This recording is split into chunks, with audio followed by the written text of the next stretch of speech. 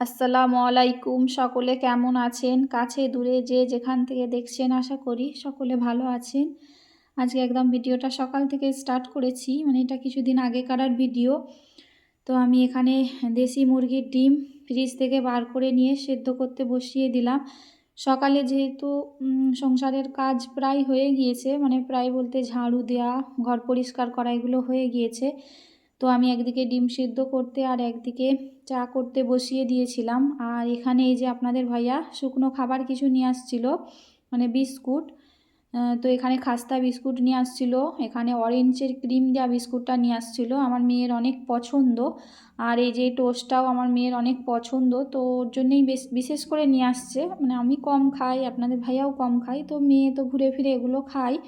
আর এই যে top biscuit নিয়ে আসছে, এই টপ বিস্কুটগুলো আমার বেড়ালের পছন্দ। আমার বেড়াল অন্য কোনো বিস্কুট খায় না, শুধু এই টপ বিস্কুটটাই খায়।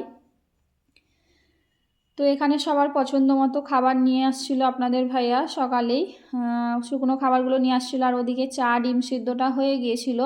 তো এই যে চাটা আমি কাপে ঢেলে নিয়েছিলাম, আর ডিমগুলোকেও ছাড়িয়ে নিয়েছিলাম। আর এই যে টোস্ট শুকনো খাবার সব বার করে নিচ্ছিলাম, যে যার মন পছন্দ মতো নিয়ে খেয়ে নেবে। আর আপনাদের ভাইয়ার তো দেশি মুরগির ডিম অনেক পছন্দ। আর ওই দেশি মুরগির ডিমগুলো আমার শাশুড়ি হচ্ছে যে আমাদের দেশের বাড়ি থেকে ওখান থেকে কিনে নিয়ে আসে, মানে আমাদের মুরগি হাঁস নেই, তো ওগুলো কিনে নিয়ে আসে। এই যে আপনাদের ভাইয়ার জন্য ছাড়িয়ে আর নুন আর একটু ধনে গুঁড়ো দিয়ে দিয়েছিলাম, আপনাদের ভাইয়া এরকম খেতে পছন্দ করে। আর গরম গরম চাটাও যেহেতু ছাকা হয়ে গেছিলো, আর আপনাদের ভাইয়া গরম গরম ডিম সিদ্ধ খেতে পছন্দ করে, ডিমটা ঠান্ডা হয়ে গেলে শক্ত হয়ে যায় বলে, তো ভালো লাগে না, তো সেই জন্য গরম গরম একদম যখন খাবে তার আগে, যখন ব্রাশ করবে তো 5 মিনিট আগে বসিয়ে তো ডিম সিদ্ধটা করে নিয়েছিলাম। তো এখানে সবাই মিলে চা টোস্ট করে খেয়ে নেব। আর এই যে সকালে নাস্তা করব, এখানে আলু কেটে নিয়েছিলাম, সরু সরু করে আলু ভাজা করব। আমার মেয়ের যেহেতু আলু ভাজা অনেক পছন্দ, তো নুন হলুদ গুঁড়ো আর লঙ্কা গুঁড়ো দিয়ে এখানে সামান্য তেল দিয়ে আলুটা ভেজে নেব, একটু লাল লাল করে আলুটা ভেজে নেব। আর পরোটা করব যেহেতু, তো আটাটা একটু আগে মাখিয়ে রেখেছিলাম, মানে পরোটা করবার আধ ঘন্টা আগে আমি মাখিয়ে রেখে দিই। তো এই যে আটার পরোটা করব, ময়দার করব না, যেহেতু আপনাদের ভাইয়া ময়দার পছন্দ করে না। মানে আমি সব কিছুই খেয়ে নিই ময়দা বা আটা, তো আপনাদের ভাইয়া ময়দার জিনিসটা একটু কম খায়। তো ওনার জন্য এই যে ঘি দিয়ে সেঁকে দেব পরোটাটা, উনি তো হচ্ছে যে ঘি দিয়ে খেতে পছন্দ করে। আর এই যেটা রাইমুনের ঘি, তো আপনাদের ভাইয়া এই রাইমুনের ঘিটা দিয়ে খেতে পছন্দ করে, আর ঘিটার যেহেতু গন্ধটাও খুব সুন্দর, তো সেই জন্য হচ্ছে যে ওনাকে ঘি দিয়েই সেঁকে দিয়েছিলাম। আর এই যে আগের রাতের দিনে, মানে আগের বারে রাতে হচ্ছে যে গরুর মাংসের ঝোল রান্না করেছিলাম রাত্রিতে, তো সেটাই ছিল, আপনাদের ভাইয়াকে এই যে গরম করে দিয়ে দেব। তো উনি হচ্ছে যে পরোটা দিয়ে খেয়ে নেবে, আর আমরাও সকলে নাস্তাটা সেরে নেব। তো নাস্তা সারা হয়ে গেছিলো আমার। বটিতে হচ্ছে যে কম ধার ছিল, একদম হচ্ছে যে ওতে কাটাকুটি ভালো হচ্ছিল না। তো আপনাদের ভাইয়া যখন ঘরে থাকে তো উনিই ধার দিয়ে দেয়। তো এই যে ভালো করে ওনার শিল দিয়ে ধার দিয়ে দিচ্ছিল, মানে যেহেতু উনি কাঠের কাজ করে তো শিল দিয়ে উনি বেশি কাজ করে, তো শিল দিয়ে খুব সুন্দর করে বটিটাকে ধার দিয়ে দিচ্ছিল। উনি হচ্ছে যে বটি কাস্তেতে আমার ধার দিয়ে দেয়। তো উনি যেহেতু বললাম নি কাঠের কাজ করে, আর আগে হচ্ছে যে উনি ব্যাঙ্গালোরে যখন থাকতো তো আমি নিজে হচ্ছে যে নড়া দিয়ে, মানে শিলের যে নড়া থাকে তো সেই নড়া দিয়ে ধার দিতাম। তো সে ঠিক মতো ধার হতো নি, কিন্তু শিল দিয়ে ধার দিয়ে দিলে খুব সুন্দরভাবে ধার হয়। তো আমাকে দেখাচ্ছিল যে কতটা করে ধার তোমার দিলে দেখো হবে, তো খুব ভালোই ধার দিয়ে দিয়েছিল। বলছিল তোমার মাছ মাংস কাটতে এতে একদম সুবিধা হবে, তো আমি একদম ভালো করে ধার দিয়ে দেবো।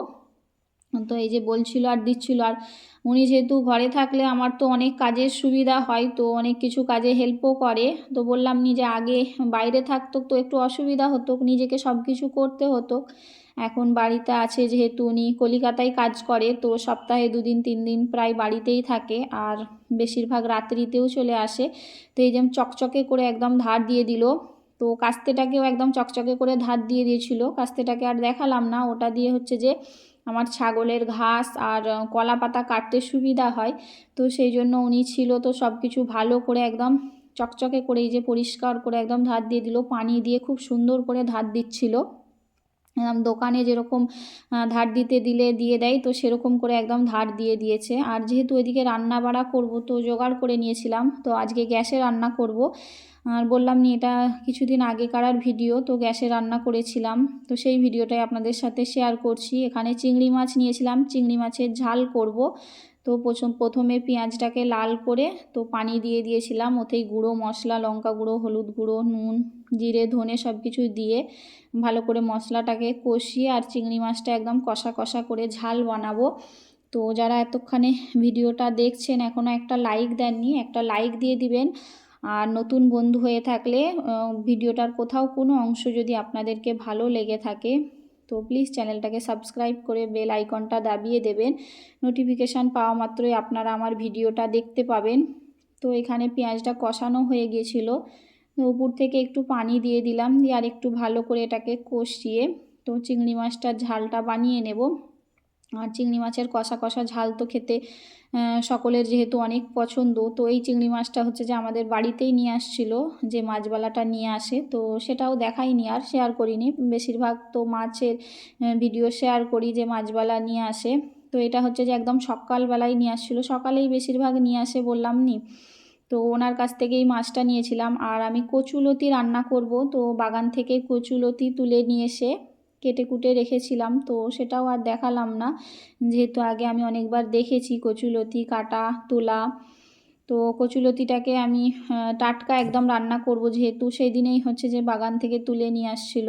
আর কচুলতি খেতে আমার যেহেতু অনেক পছন্দ, এখন যেহেতু কচুলতি পাওয়া যাচ্ছে, এরপরে তো আর পাওয়া যাবে না, শুকনো হয়ে যাবে সব, তো সেই জন্য পাওয়া যাচ্ছে বলে আমি এখন যতদিন পাওয়া যায় আমি খাবো, মানে আমাকে খেতে তো খুব ভালো লাগে। তো এখানে চিংড়ি মাছের ঝালটা প্রায় একদম রেডি হয়ে গিয়েছে। আর এখানে এই যে কচুলতিটা রান্না করে নেব। লতিটা আগে আমি তেঁতুল আর নুন আর হলুদ দিয়ে কুকারে সেদ্ধ করে নিয়েছিলাম, ভালো করে 2টো সিটি মেরেছিলাম, মেরিয়ে একদম নরম করে সেদ্ধ করে নিয়েছিলাম। আর এখানে এই যে কচুলতিটা আমি বাগার দেব, সেজন্য একটা হাঁড়িতে সয়াবিন তেল দিয়ে একটা পেঁয়াজ কুচি দিয়েছি, দিয়ে আর ওতে 8-10 কোয়া রসুন কুচিকে থেতো করে দিয়ে ওতে হচ্ছে যে লাল করে ওতে চিংড়ি মাছ দিয়ে দেবো। এখানে 8-10টা হবে চিংড়ি মাছ দিয়ে দিচ্ছি, দিয়ে হচ্ছে যে ওটাকে একটু লাল করে চিংড়ি মাছটাকে নেড়ে নেব, একদম ভাজা ভাজা করে নেব, যেরকম যে চিংড়ি মাছের কাঁচা গন্ধটা যাতে চলে যায়। তো ওতে আর একটু নুন আর একটু হলুদ দিয়ে দিলাম, দিয়ে এটাকে আরেকটু নাড়াচাড়া করে নেব। আর কচুলতিটাকে আমি সেদ্ধ করে ওটাকে একটা ঝুড়িতে পানিটা ঝরাতে দিয়েছিলাম, ওর পানিটা আমি দেব না, ওটা দিলে গলা গিরগির করবে, মানে যাদের গলা চুলকায় তাদের অসুবিধা হবে, তো ওই পানিটা ফেলে দেবেন। আর এভাবে করবেন, একটুও গলা চুলকাবে না।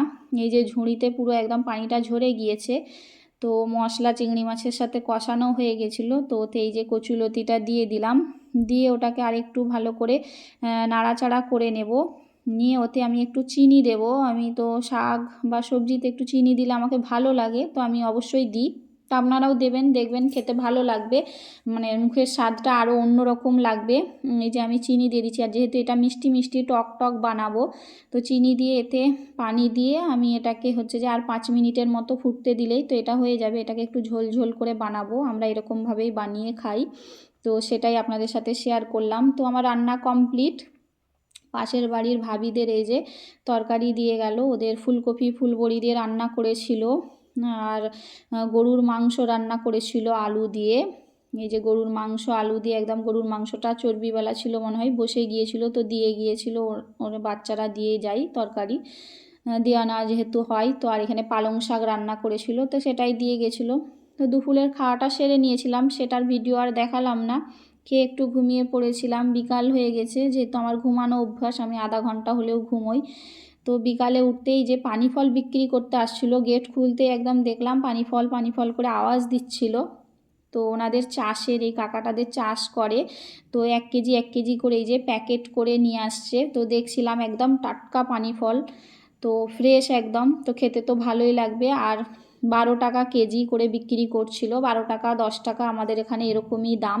তো আমি 2টো প্যাকেট নেব বলে বার করে দিল, 2টো প্যাকেট নেব।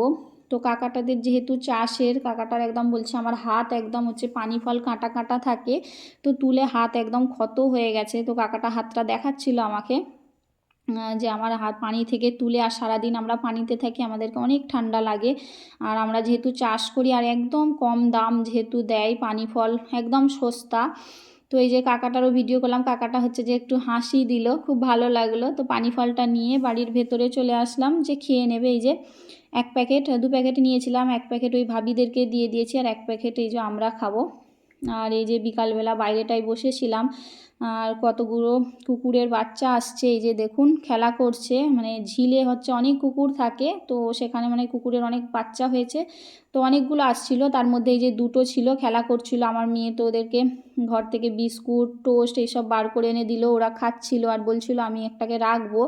তো ওরা মারপিট করছিল আর আমার ছাগলগুলো বেড়ালটা দেখে ভয় করছিল। তো আমি ভাবলাম যে না রাখলে ওদেরকে হচ্ছে যে ওরা ভয় করছে সবসময়, তো সেই জন্য ওরা আবার চলে গিয়েছিল, থাকেনি। তো বিকালে একটু ঘোরাফেরা করে নিয়েছিলাম, এখানে সন্ধ্যা হয়ে গেছিলো, 7টা বেজে গিয়েছিলো। তো আপনাদের ভাইয়া এই যে একটু দোকানে গিয়েছিল, দোকান থেকে এই যে মিষ্টি নিয়ে আসছে, এখানে গরম গরম রসমালাই নিয়ে আসছে একদম, মানে যেটাকে দুধমালাই বলি। যেহেতু আমার মেয়ের খুব রসমালাই পছন্দ, ও মানে খুব পছন্দ করে খায় মজার সাথে। আর এই যে এখানে পোড়া ছানা নিয়ে এসেছিলো, আমরা এটাকে পোড়া ছানা বলি।